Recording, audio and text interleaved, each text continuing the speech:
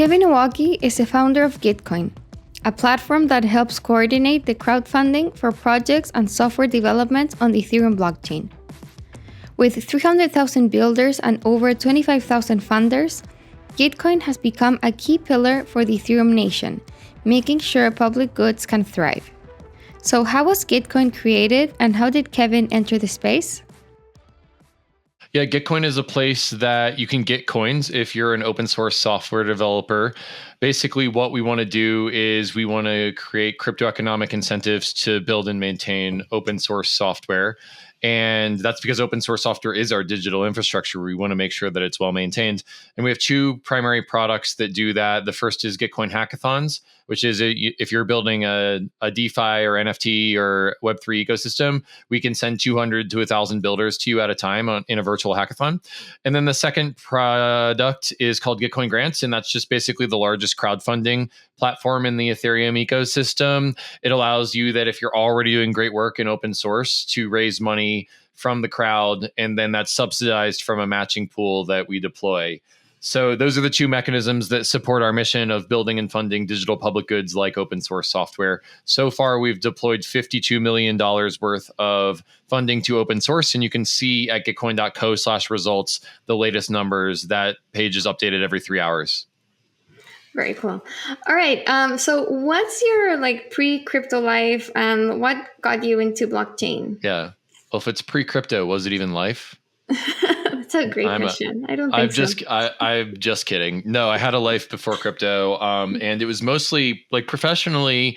I was a entrepreneur in the Web2 ecosystem. Started a online dating website when I was 22, and was the CTO of that. That's where I learned to scale web scale marketplaces, and went through Techstars in 2008 with that online dating company. Raised a Series A the week that Lehman Brothers collapsed, which is funny to be fundraising when the financial system is melting down.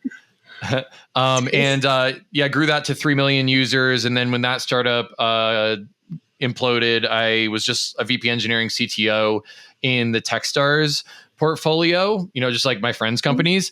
And it was through that time that I realized how broken hiring for software engineers is. Basically, I hired 45 software engineers during my time as a CTO or VP engineering, and realized that there wasn't just an efficient way of meeting engineers that didn't involve a recruiter.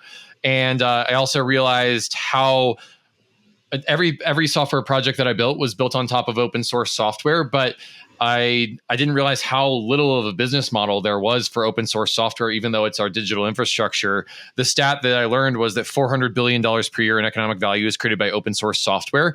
And you typically see open source software developers working at JP Morgan or some other private company and doing open source nights and weekends away from their family. And I just felt like that was a fundamental injustice. Wanted to solve recruiting and for startups, and also wanted to solve open source sustainability. And that was kind of the genesis of Gitcoin. Awesome. Can we just briefly get into your online dating software? What was that about? And was this pre-Tinder even, right? If it was around Lehman Brothers. Yeah.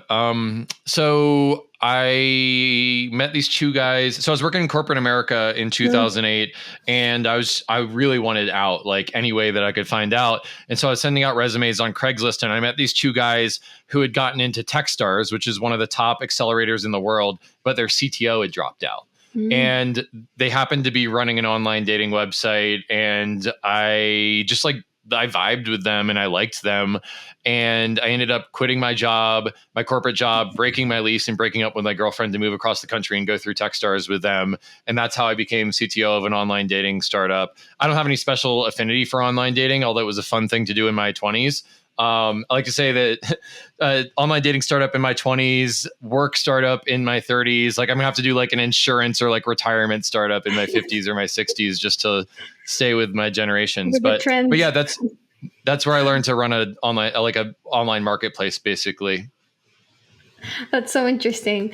Okay, and then you saw how hard it was to recruit software developers during your time at Techstars.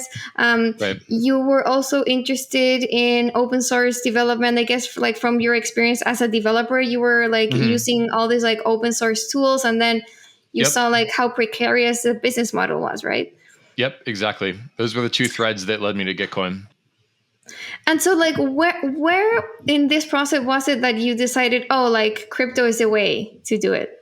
So yeah, in Web 2 open source software, there isn't really a business model for open source software development. And like what you'll typically see is that companies like Google or FANG companies like Facebook or Microsoft will want to contribute back to open source as part of their recruitment strategy. It's kind of a virtue signaling strategy for recruiting software developers. And there's a war for talent for software developers. And, it's nice that they're giving back to some of the developers and that are building our digital infrastructure. But when $400 billion per year is created in economic value by open source software, and we're only like skimming a very little bit off of the top for corporate virtue signaling, there's a fundamental asymmetry between value created and value captured in Web 2 open source. And so the big sea change with crypto is that there's now $2 billion worth of capital in the open source financial system.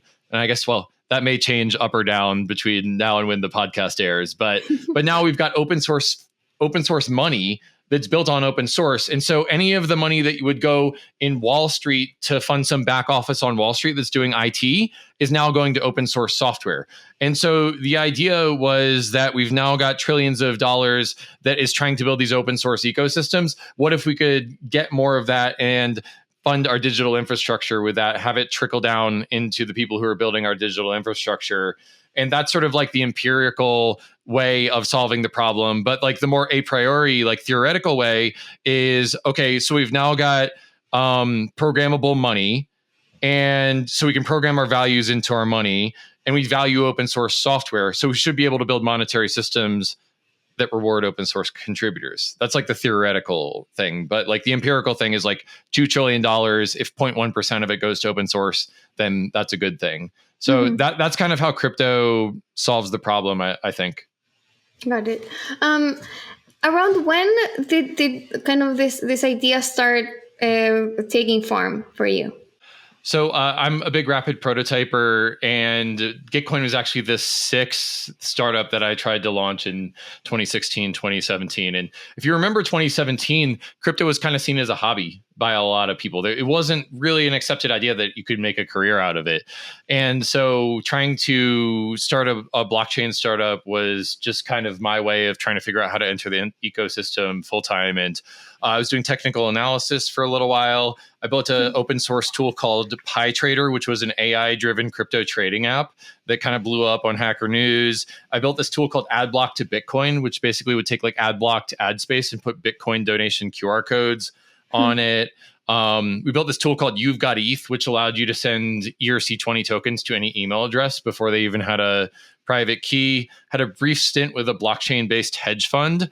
And luckily all those things failed because I'm really happy that I landed on Gitcoin, something that aligned with my values probably more than all of those things did. And I built the MVP of Gitcoin in my basement in 2017 using some of the money I made in the ETH run-up in 2017 to build a brand. And I flew out to New York and pitched Joe Lubin, the founder of Consensus, on Gitcoin. And luckily he agreed to fund it and to bring me into the ecosystem full-time from there. So we've since spun out of Consensus as of 2021, but I'm super thankful to Joe Lubin for letting me get my start in the ecosystem. Before Joe Lubin and Consensus, it was just me and my friends in Colorado barely using Gitcoin. And there was like a phase change where I could be full-time in the ecosystem. And now all of a sudden MetaMask and the Ethereum Foundation and Truffle could be using Gitcoin. And it was just like a real phase change that was enabled by joining Consensus and getting those connections and that capital that allowed Gitcoin to start on the journey to become what it is today. Nexo is a go-to platform for all things crypto. Invest in the hottest coins out there and start earning interest of up to 20% paid out daily. Need cash ASAP but don't want to sell? Use your crypto as collateral and receive a credit line at premium rates. Open your account at nexo.io till March 31st and receive up to $100 welcome bonus. That's nexo.io. Back in 2018, I was sitting in a coffee shop with Kevin in Brooklyn, interviewing him for my book, The Infinite Machine. We talked about how funding and business models in Ethereum appeared to be broken after the ICO era. Gitcoin was born as a reaction to that, he said. What are the keys to this new business model, and how has it grown since that 2018 conversation? Yeah, for sure. It's getting flashbacks from being interviewed for The Infinite Machine by you in that Brooklyn coffee shop in 2017, 2018. And I just want to say that you're such a boss. Like, The Infinite Machine is really an inspiration. I gave it to my, I got a father-in-law who's trying to learn about Ethereum. And I was like, you should read The Infinite Machine. Yay, so, thank you. Yeah. So anyway, to actually answer your question, I chose not to do an ICO with Gitcoin in 2017. And the reason that we did that was that we wanted to make sure that we were building a product market fit and a community that loved what we were doing before we even thought about tokenizing. And just felt so backwards to me that these projects were launching utility tokens before they even had the network built. And for a little while, I had been involved in the ETH Magicians, which is just this community of people who are solving problems in the space. And in 2018 in Prague at DevCon, we had the Web3 business models ring, which was basically like, hey, like, we know that ICOs aren't the way. How are we going to build business models that work for all of these tools? And I remember it was like, 2018, the market was starting to go down for these tokens. And I remember there's like 10 founders sitting in a circle in Prague and like their investors standing nervously behind them, like, hey, how are we gonna like build a business model for these things? And Gitcoin actually prototyped at the time, Web 2 is very monetized with subscriptions. You pay $9.99 a month for your Netflix subscription, and you get that software as a service. And the investors and the stakeholders in Netflix get predictable incomes because they know their churn rate, they know their lifetime value of a customer, and it's just like a nice business model. So we actually pioneered EIP 1337, the LEET standard, which is a subscription standard for the Ethereum ecosystem. And we thought, like, oh man, we could really turn the corner from ICOs and get a whole crop of ecosystem projects that are doing subscriptions. And we launched the subscription standard and just no one cared at all about subscriptions. Maybe they're like too schemorphic, too old world of a business model.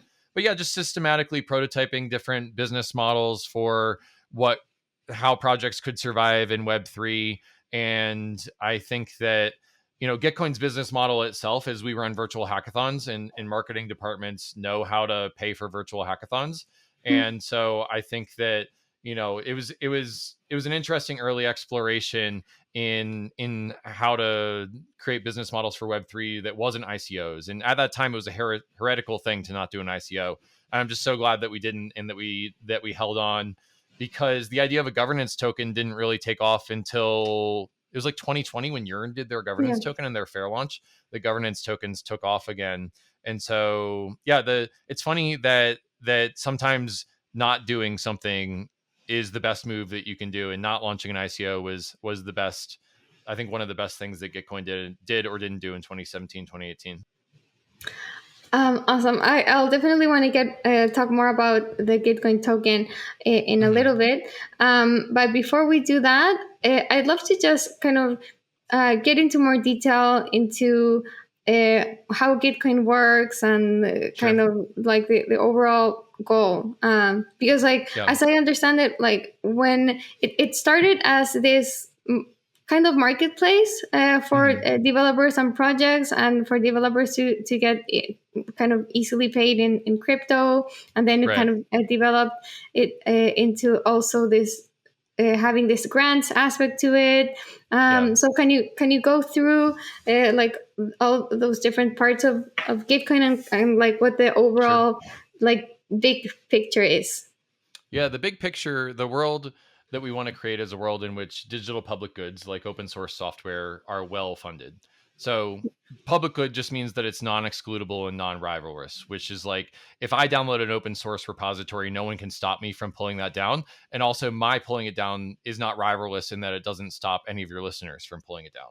Hmm. Non-digital or non-excludable, non-rivalrous is a public good. And the whole paradox of public goods is that you'll always have an incentive to free ride on them because you're getting it for free already. So why would you bother to fund it and to give back to the maintainer?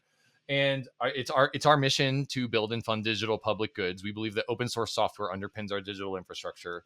And Gitcoin Grants is the largest crowdfunding application in the Ethereum ecosystem because of this one weird trick. It's my like clickbaity pitch for Gitcoin Grants. We're built on top of quadratic funding, which is a mechanism invented by Vitalik Buterin and Glenn Weil and Zoe Hitzig. And basically what quadratic funding is it's a way of every quarter we raise a matching pool and we match contributions to your favorite projects during a 2-week period every quarter. The next Gitcoin Grants round is March 9th, Gitcoin Grants round 13. And during that time, we're matching contributions to open source projects, but with one weird trick, and that's quadratic funding. Quadratic funding is just a mathy way of saying that if 2 projects raise the same amount of money, but one project has way more contributors than the second project, then that project will get way more of the matching fund. So we're matching based off of the breadth of the contributors, not the amount funded, which is less plutocratic because you're optimizing for the preferences of the poor and the many instead of the rich and the few. So this is the key thing that differentiates quadratic funding from one-to-one matching campaigns is that it's a more democratic way of funding public goods. And it also gets you over that free rider problem, right? Because when I give $1 to the Defiant actually gets $100 because of the subsidy from the quadratic funding matching pool. So it gets you over that free rider problem of like, why do I even get out my wallet? It's only $1. Well, the answer is because the Defiant, or I think in the case of the Defiant grant, y'all are giving out subscriptions for everyone who contribute, or you're giving out free subscriptions to the community when people contribute to your grant. The reason that people get over that free rider problem is because your project actually gets $100 when you only give $1. So I'll sort of stop there. The TLDR is build and fund digital public goods. Quadratic funding is the mechanism that powers Gitcoin Grants, and we've done $52 million worth of funding for those projects because of that. Amazing. So is Gitcoin now like primarily focused on grants and these kind of rounds of grants? Because I remember maybe like at the beginning a big part of it was also just like the like Web3 jobs ecosystem. Yeah. Is that still the case, or do you think like grants are now the main thing? My end game is to fund digital public goods. And I think that I'm really super proud that we've always been focused on that mission, but that we've been fluid in how we attack that problem. So if you're someone new to the ecosystem, then participating in a Gitcoin hackathon is a great way to get paid for working on open source. And if you're someone who's more established in the ecosystem, then Gitcoin Grants is a great way for you to get coins for that work. And I think that we'll continue to innovate on different mechanisms for people to earn in Web3, which is different from jobs, right? Jobs is kind of like a bundling up, earning, learning, connecting, and having an impact. And so I think that we'll continue to try to find ways that developers can get coins in exchange for working on open source. And it'll be everything from jobs to bounties to grants and new mechanisms in between. Perfect. Okay, so the Gitcoin Grants round 12 just ended. How has the progression been? Like, has each round raised more than the last, or are you seeing some sort of like plateau already? Yeah, great question. We've kind of ebbed and flowed over the last, we've done 12 Gitcoin Grants rounds, and I'm really proud to. Yeah, it's amazing. Like one of Vitalik's design goals of Gitcoin Grants was that the community can expect that every quarter there will be a Gitcoin Grants round. And the idea there is that consistency allows people to augment their behavior where they can stop working on projects that have private business models and they can start working on public goods, right? So that's like the idea there. And we've seen mostly growth with the Gitcoin Grants rounds. We've had a couple down rounds, but not in the last 4 or 5 rounds. It's mostly been hyper growth since the bull market started. And the most recent round did $6.1 million worth of funding for digital public goods. So it's been about on average 25 25% growth round over round in terms of the amount of money moved. Is the idea, from what I understand, the idea is that projects that want to work on 100% open source ideas can do that by expecting consistent funding from Gitcoin grants, right? Like, is the idea to provide like a consistent funding system for projects to just rely on Gitcoin grants on its own? Like, is that feasible? Yeah, the end goal is something that Vitalik calls quadratic freelancers, which is just someone who works for the open internet and is funded by quadratic subsidies. And so, the whole idea is that if that exists, then you can just work on open source and expect that the community will support you every quarter on Gitcoin grants. The number of people who are quadratic freelancers, we define that threshold at about $5,000 or $10,000 per quarter. It's like enough to live on or at least augment your income in a serious way. There's on the order of a couple hundred people that have passed that threshold with their projects. And I think that, the goal here is for as many people as possible to be able to just work on their products and working on their open source infrastructure as long as possible without having to worry about a business model as long as possible. But there are definitely people who just augment their income with quadratic funding, and that's fine too. But the one of the things that just like kind of tickles me in a good way is when I go to like EthCC or LizCon or whatever, and I meet someone who's like, hey, I survived the bear market because of Gitcoin grants, or like I found my next career opportunity via Gitcoin hackathons, or we've got this incubator accelerator thing called Kernel, and a lot of the alumni will come up to that and tell me that they met their next co-founder in Kernel. So it's about how many lives can we affect for the positive is the KPI we're shooting for. Awesome. And on the funders round, on the funders side, and not just like individual contributors, but those kind of bigger contributors who are donating for the matching. What's in it for them? Like, why do you think they're participating? Yeah, well, I think that the reason is that they want to build an ecosystem, right? So Gitcoin grants rounds 1 through 7 were funded by the Ethereum Foundation, and the Ethereum Foundation, well, first off, Vitalik was looking for someone to test out his crazy quadratic funding idea. And I think we were his guinea pig. And, the EF grants team does an amazing job. And I have so much respect for the hard workers on the EF grants team. But, they can only process so many grants per quarter, and they're also very centralized. And so by pushing the power out to the edges and allowing the community to fund the ecosystem grants, not only do you achieve more scalable grants funding, but you also achieve a change in the selection mechanism, which is not, did I go through the grants process that's administered by the central team, but it's, do your peers respect your project, right? Quadratic funding optimizes for the preferences of the poor and the many. So if you can convince 1,000 of your closest friends to fund your grant on Gitcoin, then that's going to allow you to prove your project to the EF grants team or Uniswap grants or Aave grants or projects of that nature. So it kind of augments ecosystem funding. And one of the coolest things that we've seen is projects like Yearn and Uniswap that are Gitcoin grants alumni start to give back to the matching pool starting in Gitcoin grants round 8. So rounds 1 through 7 funded by the EF, rounds 8 through 10 funded by DeFi projects like Chainlink, Badger, Aave, Uniswap grants.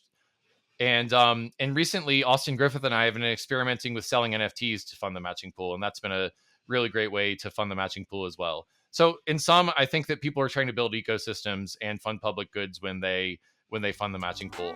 This podcast is sponsored by Sirion. Sirion is mission control for Web3, giving users the ability to trade DeFi tokens, transfer assets across chains, and show off their NFT collections all in one place. Sirion offers a multi-chain experience with asset tracking and trading across 7 networks, including Polygon, Optimism, Arbitrum, and BSC. So you'll never miss an opportunity waiting on gas fees to drop. NFT owners can also see their favorite collectibles and art widgets on their iPhones or Apple Watches and send them to friends and family in a few clicks. Users can explore every corner of the metaverse with Sirion from their web, desktop, and mobile apps. Head to Syrian.io to connect your wallet and get started today. Griff Green, a previous guest on the Defiant Podcast, further incentivizes contributors on his public goods platform Giveth with benefits or givebacks. By this model, contributors can become investors. How is Gitcoin different, and how are participants incentivized? Griff is a friend. I think that him and Giveth are an inspiration. I'm a fan of many other people who are building regenerative cryptoeconomic projects. Griff and Giveth, retroactive public goods funding and optimism, CLR fund, Coordinate, I think are all doing public good. And so I'm supportive of pluralism of mechanisms in the ecosystem that will build a web scale infrastructure for funding public goods. And, you get that, in the E2 client layer, we talk about client diversity, which is like, how do we keep the client network healthy by having a pluralism of clients that are securing the network? And I think that for funding public goods, you also want to have a pluralistic way of funding public goods in which if one mechanism gets attacked, then you still have the others that can pick up for it. And so I'm supportive of like this pluralism of public goods funding mechanisms. For Gitcoin, to answer your question directly, we do not give kickbacks to any contributors. In fact, it's explicitly against the rules to give kickbacks to your contributors on Gitcoin grants. And the reason for that is that we want projects that will never have a business model, that are just pure public goods, to be on the same footing as a project that is going to be the next Uniswap.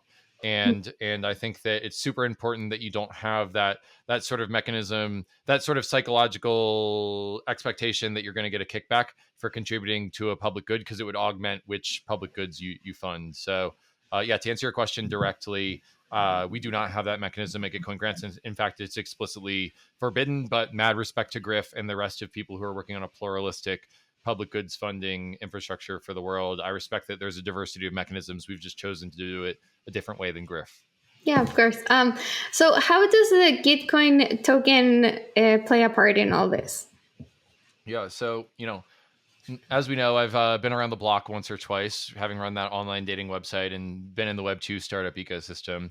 And one of the things that I really wanted to do after that experience was to have the community governing the platform that it used. So basically, I've been in this situation in the past where basically you raise a seed round, and after 6 months, the VCs are like, all right, Kevin, time to turn on the business model and start extracting from your users. And I really just didn't like that, because as a manager of a startup, I have my users on one side and I have my investors on the other side, and I have a fiduciary obligation to my investors.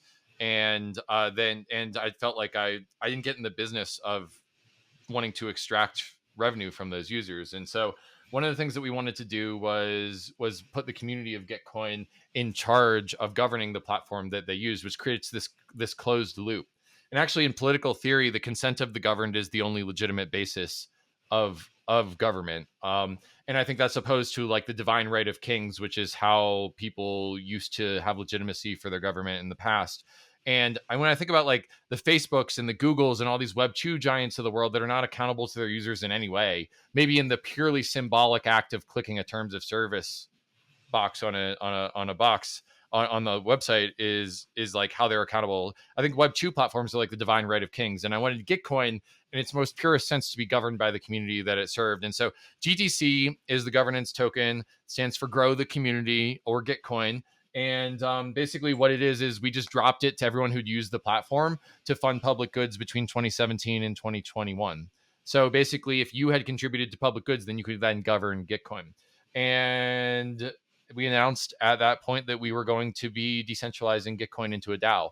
So Vitalik Buterin has called Gitcoin a significant pillar of the Ethereum ecosystem, in that some or many of the projects in the Ethereum ecosystem are relying on Gitcoin for support. And you can't have a centralized pillar of a decentralized ecosystem. It just doesn't make sense. So the idea is to decentralize our governance, and then the development and computation of the network from there. And GTC is just giving governance rights to the community. And we're in the middle of actually rewriting the entire platform to be a protocol instead of a Web2 style platform. And the whole idea is that right now there's kind of like a social consensus that GTC is what governs the Gitcoin rounds, and Gitcoin Holdings, the company that I'm the CEO of, has agreed to allow the Gitcoin DAO and GTC to govern the grants rounds that we run. But the plan is that by the end of 2022, knock on wood, to check with the engineers to see if we're on track, but by the end of 2022, that we've got a trust minimized, credibly neutral protocol that most of the funding is happening on. And so we're trying to turn a company into a DAO right now, and we believe that that's the ultimate vessel for Gitcoin grants and the public goods and charitable mission on Gitcoin. So that was the idea behind the GTC drop, and I'm so proud that a lot of we're just standing on the giants and on the shoulders of giants in so many different ways in this ecosystem. And GTC is a fork of Uni, which is a fork of Comp, which is an ERC20 built off of, I think, an Open Zeppelin library. And each of these projects added their own little bit to advancing the space forward. Open Zeppelin built the ERC20 token. Compound introduced delegated governance. So basically, I don't have to vote. If I'm a token holder, I can delegate my votes to you, Cami. And then Uniswap kind of advanced us with the retroactive airdrop based off of GMV. And what Gitcoin did is we just combined all of those ideas. And then what we did was, when you got the GTC drop, we would not give you the tokens until you delegated. And why does that matter?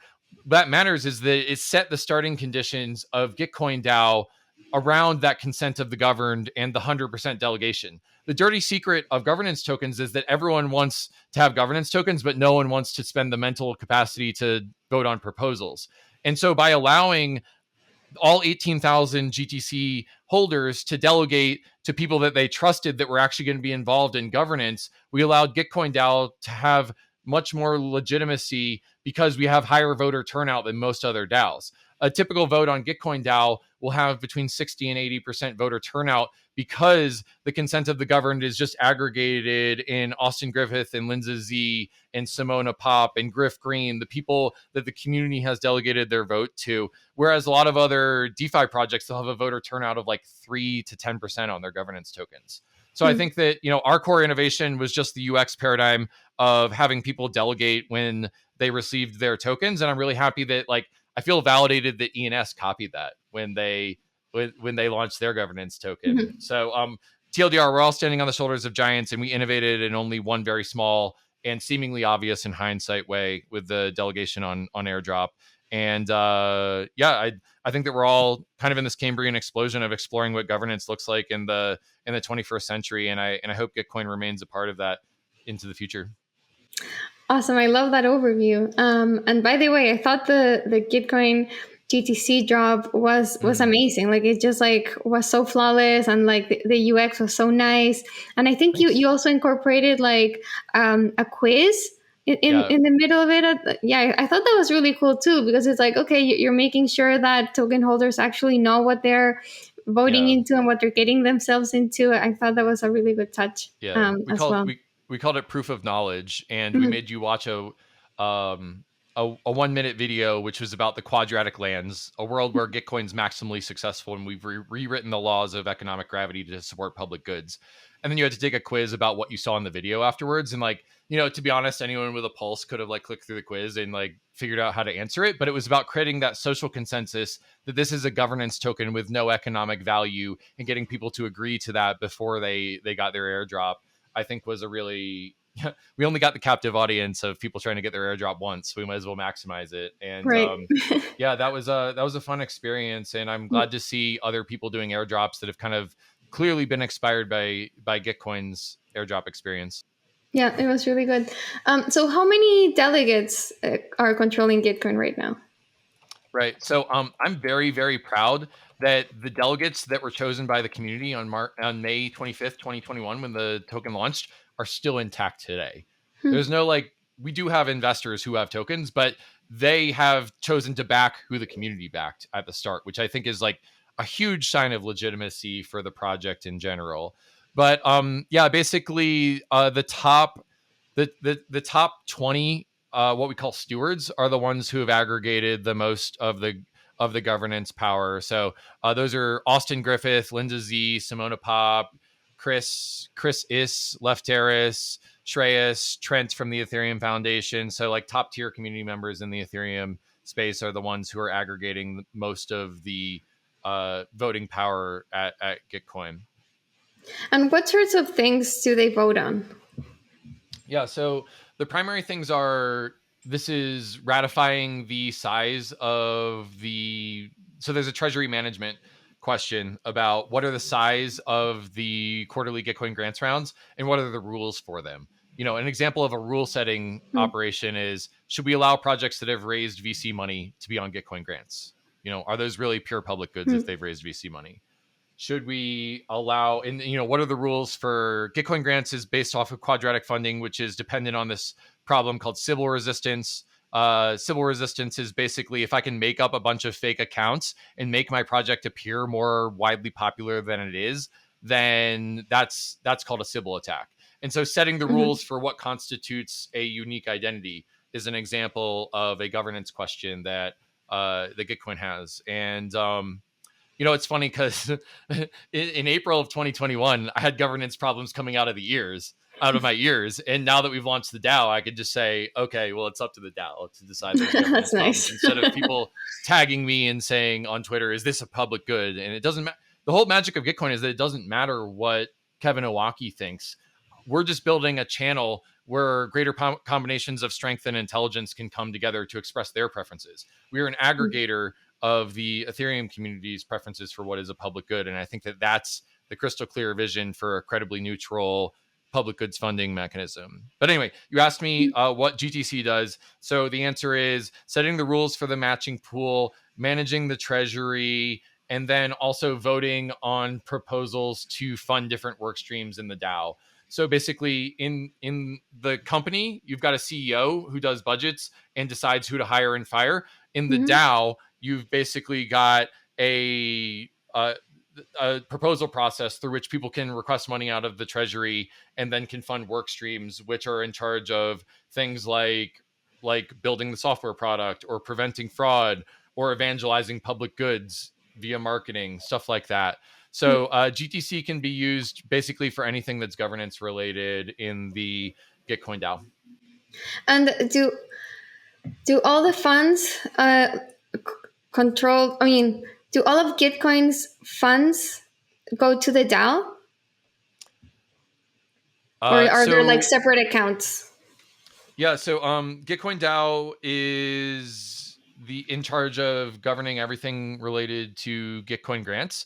And there's basically two pools of funds. There's funds that can be spent on Gitcoin DAO and Gitcoin DAO related operations. And then there's a second address that is in charge of just holding the matching pool funds. So we're not commingling funds that are used for administrative things like funding our software development with the funds that are actually deployed in the matching pool on the platform. So those are the things that the governance has control of. Yeah. Unstoppable Domains is the #1 provider of NFT domains. With your unique NFT domain, such as camilla.crypto or camilla.nft, you can replace your long, complex wallet address, verify ownership of your NFT, log into Web3 apps, and join tens of thousands of people using them as their Twitter usernames. Better yet, with Unstoppable Domains, you don't have to worry about gas or renewal fees, and you own them forever. Go to unstoppabledomains.com and get yourname.crypto.x.nft or a range of other endings for as low as $5. I'm wondering about kind of the delegation process, because I agree, like it's a big problem when DAOs become plutocracies, and there's many thousands of token holders, but in the end only a handful end up controlling governance. And so having kind of this representation system where you delegate your tokens to trusted members of the community, that's better, but it still feels like, okay, the difference is that now 20 known members of the community, which token holders have trusted their voting power for, are making these decisions. But in the end, it's still a small number of people governing Gitcoin. So I don't know. It's still kind of, it's better, but I don't know if it's like optimal. Like it still kind of feels like centralized. What do you think? Yeah, well, I mean, like, hand to the air, I pledge guilty. We have centralized elements of Gitcoin, and like, I'm kicking 2017 Kevin for building it centralized. I wish I had known that we were going to become a DAO from the start. I would have done things differently. But I would actually, I think that your criticisms are valid. And the one thing that I'll sort of point out here is that our mission is to build and fund public goods. And we don't want to build and fund the public goods that Kevin Owocki likes or that any other stakeholder in Gitcoin likes. We want to build the optimal channel for the community to express its preferences, right? And so if you look at the architecture of the system, GTC is basically a policy setting token for allocating the matching pools. But think about how the matching pools are governed. When you contribute on Gitcoin grants to the Defiant or to Wallet Connect or to Prismatic Labs, you are actually governing the matching pool. So basically, there's 700,000 contributions every quarter that actually decide where the funding goes from. And then you've got the delegated GTC people who are just setting the parameters for, okay, like what's out of bounds, like what's a Sybil attack, how big are the matching pools. And so you're right. Like the criticisms of the delegated governance model are fair and valid, but I would say don't discount the quarterly public goods funding matching campaign that we run every quarter, because that looks like a crowdfunding campaign on its surface. But if you turn it on its side, it's actually a giant experiment in decentralized governance. It just doesn't feel like you're governing something because you're going to the site to contribute to your favorite projects, not vote on something. So I would posit that 80% of how funds are moved on Gitcoin is actually decided by the individual participants in the quadratic funding rounds. And the GTC holders are really just kind of like setting up and trying to design that channel for how that happens. So your criticisms are valid, but I'm just saying don't throw out the quadratic funding model, because that's where a lot of the more decentralized portions of the governance happen. And, maybe this is kind of like the House of Representatives versus the Senate, where you've got one body that's like a smaller group of people and one that's more inclusive group of people. That might be an analogy I come to regret, but that's the one that came to my mind right now as you asked that. Yeah, I think that's totally fair. Okay, and then a little bit more on the token itself. So with a lot of governance tokens, at the moment of launch, the founders or the team or whatever say, okay, this is a no value token. It's only meant for governance. But in the long term, token holders expect to have access to some sort of like portion of the treasury, or be able to turn on some kind of some way to actually have ownership of like funds generated by the protocol. In the case of Gitcoin, like is that the case? Like will there ever be some sort of like revenue generating fee or some other kind of value that accrues to the token? Yeah, that's a fair question. I think that, our intent with Gitcoin was to make it a valueless governance token that has no economic value and no economic rights imbued into it. And the purest thing that we wanted to do was put the community in charge of governing Gitcoin grants. And so, I think that that's the intent. And we're actually in the process of totally decentralizing the DAO and disconnecting it from the company that launched the DAO. I think that our profitable business lines like hackathons will probably go in a different direction than the nonprofit and charitable assets associated with Gitcoin grants. And the plan, like we have no plans to build economic value into the token, but once we've disconnected those things, like I can't stop. I could never like I don't have the ability to stop the DAO from doing that. So, we'll have to see what they do in it, and I'll be following along just like you will be.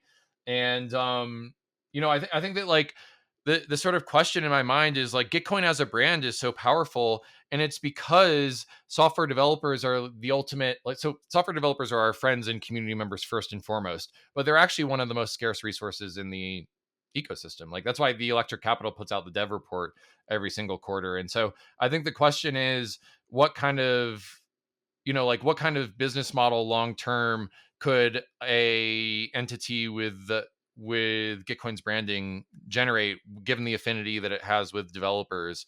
And I don't know what kind of innovations there'll be there, but we're definitely not focused on economic value at this time, and it's just about governance. And I think that the most beautiful, this is like the audience doesn't know this, but before you and I were talking, my like daughter was coming in and like bugging us in the middle of the interview, and like, the analogy I want to make right here is to parenting. Like, it's like the Dow is kind of going to leave the nest and go where it wants to go, and just like, my kid will grow up and grow out in the world, and I will have no control over it.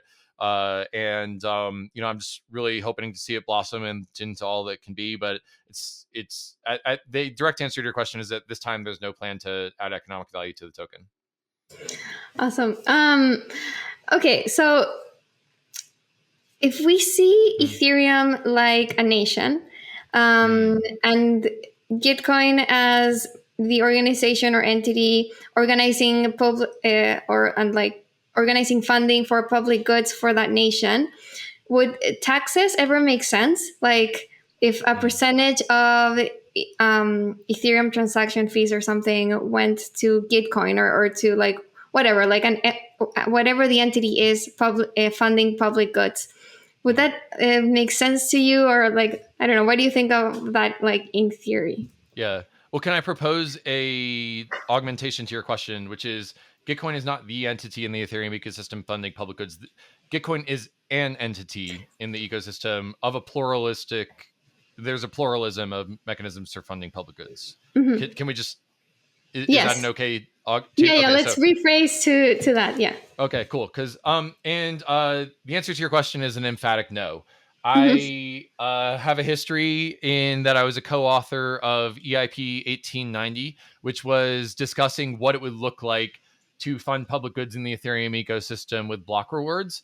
And that proposal has since been withdrawn. And the reason for that is that the layer one of the Ethereum ecosystem should not be politically capturable, even with the most elegant mechanism for governance. And if fees were going to a place that was funding public goods, then you'd always have to worry about a place where that could be captured. And I don't think that block rewards funding is a great way to fund public goods. I think that we can hustle to fund public goods with layer 2 sequencer fees, with MEV, with NFTs, with social consensus. And I think that Gitcoin, like, we're funded for 6 rounds out at this point without block rewards funding. And I don't believe that it's a good idea for any credibly neutral blockchain to implement block rewards funding or EIP 1559 style funding for public goods. I think that it would compromise the credible neutrality of the Ethereum ecosystem, and there are alternatives for it. Crypto moves fast, with hundreds of applications launching daily, and keeping track of it all is a full-time job. Step brings everything into one easy-to-use dashboard. Step's portfolio management dashboard enables Solana users to visualize, analyze, execute, and aggregate transactions across all Solana contracts at the click of a button. Step is built by DeFi degens for DeFi degens. Get started by visiting step.finance and connect your wallet today. Recently, Kevin released his first book titled Greenpilled: How Crypto Can Regenerate the World. It explores the intersection of programmable money, game theory, and mechanism design. Where did the idea for the book stem from? What is regen finance, and what's next on his regen to-do list? So basically what I believe is that Ethereum is this amazing opportunity to create more coordination in the world. We've now got a substrate for a transparent, immutable, global, and programmable money. And the huge opportunity there is to use that for regenerative means. We had DeFi summer, and a big meme that came out of DeFi summer was degens. I'm going to degen into this yield farming pool, and I'm going to ape into this. And I've been a degen. I understand the value of money for creating a good life for your family and for those around you. But I think that what we're really after, and like the legacy of the Ethereum ecosystem, is to create regen finance as opposed to degen finance. And basically what I see is an opportunity for crypto to be regenerative, which I just define as projects that have a positive externality for the world. And we could build this whole infrastructure for the world that's more regenerative and is more credibly neutral and is more transparent than the current system that exists for funding public goods. And that's I think that's the beautiful vision that many of us have, like the Griff Greens and the Carl Flourishes and the Manu from Doing Good, and all of these projects that are trying to create social impact in human thriving with the Ethereum ecosystem. And so Greenpilled is just basically a project that basically talks about our moment of opportunity. We've got $2 trillion in this financial system. How can we create positive externalities for the world? And then it talks about the game theory and the mechanisms that you can build into the programmable money in order to do it. And then at the end, it's kind of a challenge to actually build this infrastructure, right? We've got this substrate for human coordination that's better than anything that's ever been available before, but we have to choose to coordinate to use it to create more coordination, right? All coordination is a choice, and we can either choose to coordinate, or we can choose to just build bigger decentralized casinos and profit generation mechanisms. And I hope that we choose to solve coordination failures and to fund public goods. And this is my vision and an educational opportunity to have that mission and that idea propagate outwards. So basically that's the book. You can get the book at greenpill.party. I'm giving away the digital version for free, and then the physical version will cost $50. And the idea is to kind of, well, first off, spread the narrative to Web3 founders and let them know that they can do good for the world while they build a profitable system. And the secondary thing is that I think crypto's gotten a bad rap in the mainstream press as people have complained. The complaints about the Ethereum energy usage are completely valid. And I think that once Ethereum moves to proof of stake and uses 99.95% less energy, there's a real chance that we can build a economic system, a financial system that has positive externalities for the world by first doing no harm on the electrical usage question, then building coordination games on top. And so that's the vision. Get the book at greenpill.party and learn about how we can solve coordination failures with Ethereum and the coordination systems that we can build on top of it. Awesome. Can you show it? Because like this will also go on our YouTube. So maybe people can take a look at the book as well. For sure. So the book is called Greenpilled. The subtitle is How Crypto Can Regenerate the World. And I've got, oh man, I'm so lucky to have forwards by Vitalik Buterin and Glenn Weil and Danny Ryan and Balaji Sverison. I think that there's a lot of people who are thinking about how to build civilizational scale institutions and infrastructure that are both good for the world and are non-coercive. And so that's the huge opportunity that I see. And I'd just be so happy to come back on the Defiant podcast in, I don't know, let's call it 2024, and talk about how crypto regenerated the world from there. So we'll put that on the books now, and we'll see if it actually happens. Amazing. I'd love that. I remember you mentioning that there was like some collaborative aspect to it as well, or am I making it up? Yeah. Well, you can't write a book about coordination without proposing more coordination. Yeah, right? So this is called the 0th edition, which is kind of just a nerdy joke. In computer programming, lists start with the 0 index instead of the first item. So this is the 0th edition of the book. And it's targeted only at Web3 builders. If it was a university course, it'd be like a 500 level course. Like you'd have to understand consensus mechanisms and solidity and stuff. But so the first 0th edition is focused just on Web3 builders. But what I would really like to do is once the merge happens and Ethereum is energy neutral or close to it. I'd love to create a first edition, which is going to be targeted at the mainstream and will speak on behalf of the crypto ecosystem about how crypto is actually regenerative to the world. And so the 0th edition is just YOLO'd out by me. I wrote it over the last 2 months, and it's only 130 pages, and there's a lot of pictures in it. It's like not that dense, but like the idea was that I could use the 0th edition as a Schelling point to gather a bunch of people in a Telegram channel and have them collectively publish a first edition. And so basically, if you buy the book, then you can join a Telegram channel and you can help co-create the next edition that will be focused on a more mainstream audience. And I think that if we're going to create a channel that purports to represent crypto and to talk about how it's regenerative for the world, it's not my place to do that. Remember, I'm trying to build a channel for greater combinations of strength and intelligence to come together. And the first edition will be authored by a distributed consensus of members of the community, and therefore will have the legitimacy of speaking on behalf of the crypto ecosystem. Or at least, I don't know. That's the idea. We'll see if anyone shows up and actually wants to write a book with me. But yeah, it's kind of fun because the book is about coordination, and then there's a coordination game on top of it, which is how do we publish a second edition of the book. Yeah, that's really cool. I really like that idea. Okay, and then finally, to wrap up, I want to touch on something you mentioned, which is like the mainstream media, I guess, criticism of Web3. And part of it is definitely the environmental impact, but another part of it is how crypto is adding like money and is like financializing the web. And I've seen people take like a lot of issue with that.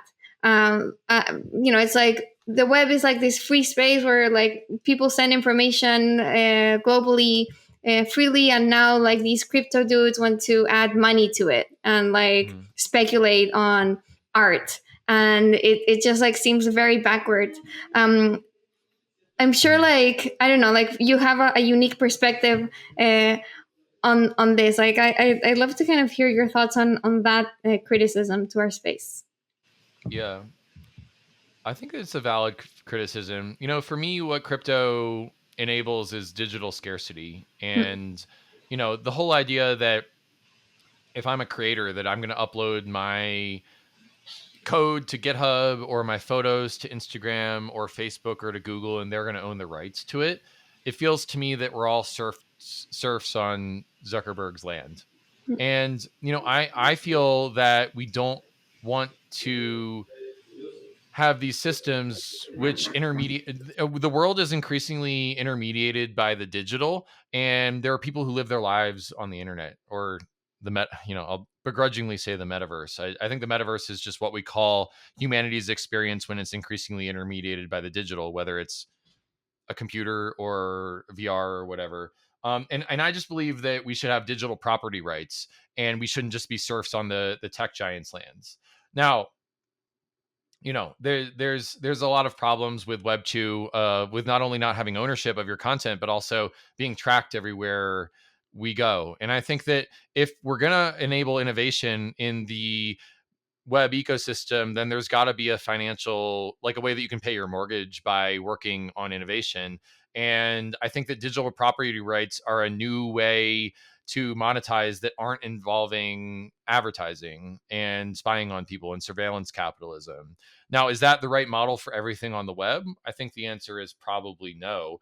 But I think that we can all agree that Mark Zuckerberg shouldn't own our digital experience. Like, that seems dystopic to me, to think that we will always be tracked by the FANG companies and that they're gonna always be sort of extracting from us, especially since we've already established that their legitimacy of Google and Facebook is not legitimacy by consent of the governed. It's legitimacy by the divine right of kings. And I don't think that it's legitimate to think that that's the only model that should be out there. So, those are some of my thoughts, and I think those criticisms are valid. Like, there's certain things that probably shouldn't be hyper financialized, and I do think that this is like there's almost like a sort of like any technology can be used for good or for evil, right? But it's what you choose to do with it that informs the impact that it has on the world.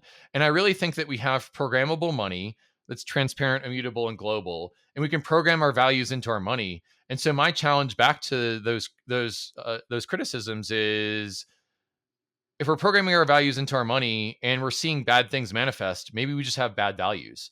So maybe we should try to program our good values into our money. Maybe we should build a regenerative crypto economic ecosystem that supports people and supports the commons and supports communities. And that's my challenge: is don't throw out the baby with the bathwater. And my challenge back to those critics is, don't throw the baby out with the bathwater. Let's build a better world that's free and owned by the communities that it serves. And I think that that's my vision for regenerative crypto economics. And I hope that you'll join me in building it. Get the book at greenpilled.party and join the movement. Awesome. I love that. Okay. Totally on board with this regenerative crypto movement. 100% agree. Like, degenning is fun, but regenning is meaningful and hopefully long lasting, and kind of why we're here. And in the long term, regen is more profitable than degen. That's the ultimate idea. Nice. Okay. Yeah, everyone go get the Green Pill book. Looks awesome. And Kevin, thank you so much for joining me. This was super fun. For sure. Cami, you're an inspiration. And I think that the Infinite Machine was a huge inspiration for me working in this space. And I hope that people have their Green Pill book right next to the Infinite Machine on their bookshelves. Thanks so much for having me. Thank you.